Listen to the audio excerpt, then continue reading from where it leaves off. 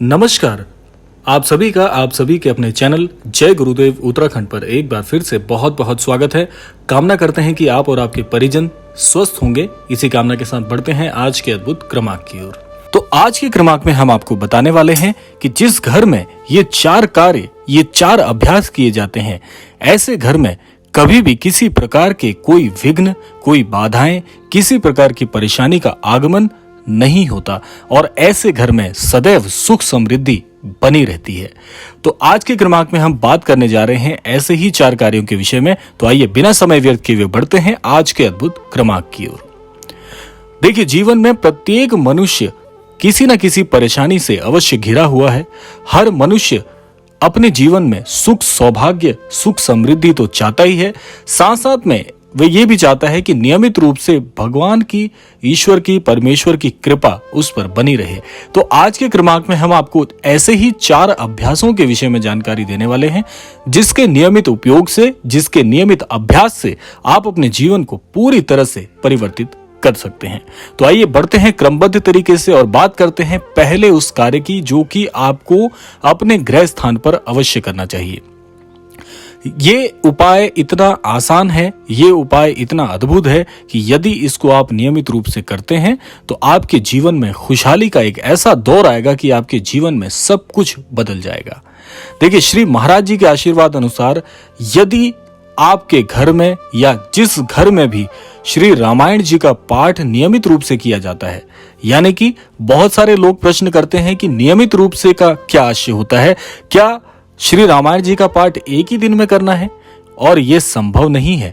देखिए, श्री रामायण जी का पाठ आपको किस प्रकार से करना है आपको मैं बता देता हूं कि जितना भी आपका अंतर्मन आपको सहयोग करता है, जितना भी समय आप एक दिन में पढ़ने पर लगा सकते हैं, श्री रामायण जी के पाठ को आप उतना ही पढ़िए जितना आप पढ़ सकते हैं, अपनी सहूलियत के अनुसार, अपने सामर्थ्य के अनुसार।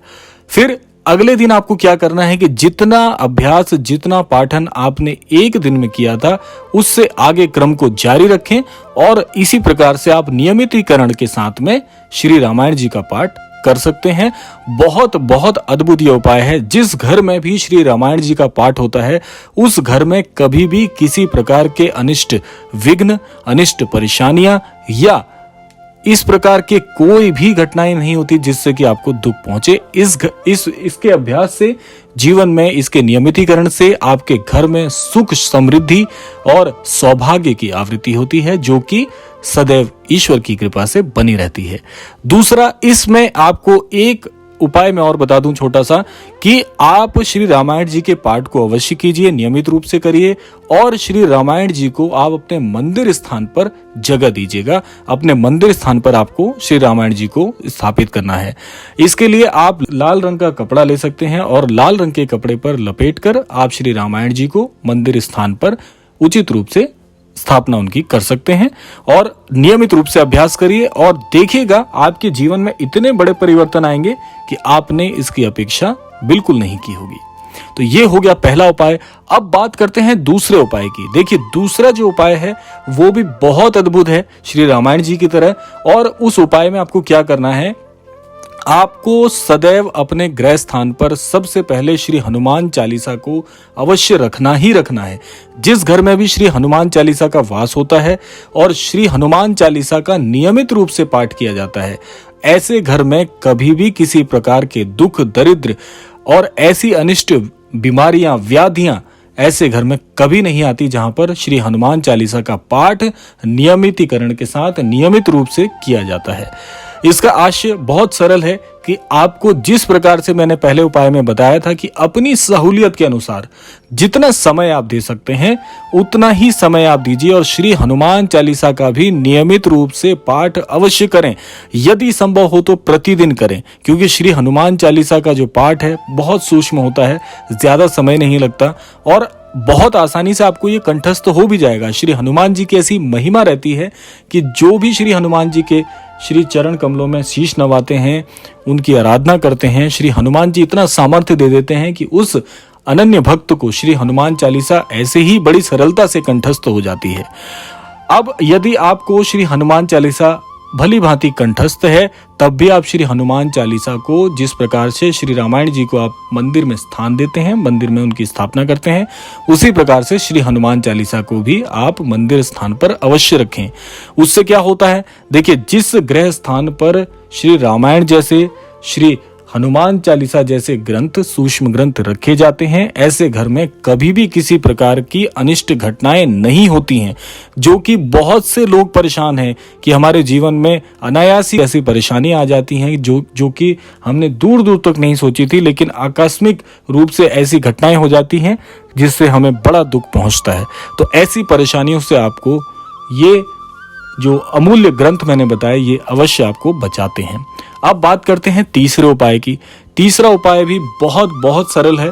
तीसरा जो अभ्यास, तीसरा जो कार्य, तीसरा जो उपाय आपने करना है, वह संबंधित है पूर्ण रूप से सुंदरकांड के ऊपर। सुंदरकांड इतना अद्भुत, इतना चमत्कारिक पाठ है। जो भी सुंदरकांड का पाठ करते हैं, सहृदय पाठ करते हैं, ऐसे अनन्य भक्त को ईश्वर की सबसे ज्यादा महती कृपा प्राप्त होती है। सुंदरकांड इतना अद्भुत पाठ है, सुंदरकांड इतना अद्भुत अध्ययन है कि जो व्यक्ति सहृदय सुंदरकांड का पाठ करते हैं, ऐसे अनन्य भक्त के जीवन में बड़े चमत्कारिक परिवर्तन होते हैं।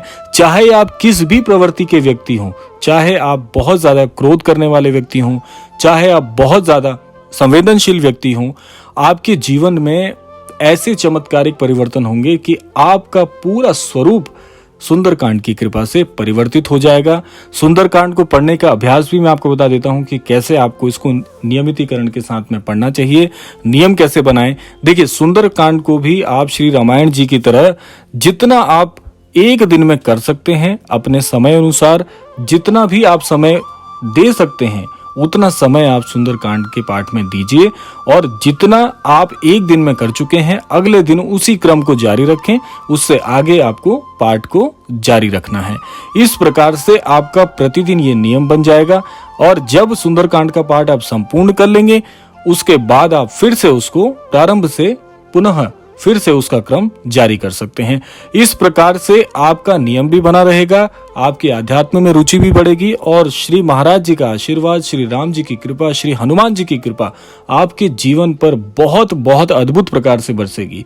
ये इतने सरल मैं आपको उपाय बता रहा हूं कि बहुत बहुत सरलता से कोई भी जन इसको आसानी से कर सकता है, बड़ी सरलता से कर सकता है। और इसके चमत्कारिक लाभ आप जीवन में व्यक्तिगत रूप से जब अनुभव करेंगे, तो हमें इस चैनल के माध्यम से, कमेंट के माध्यम से अवश्य आप अपने अनुभव लिखिएगा।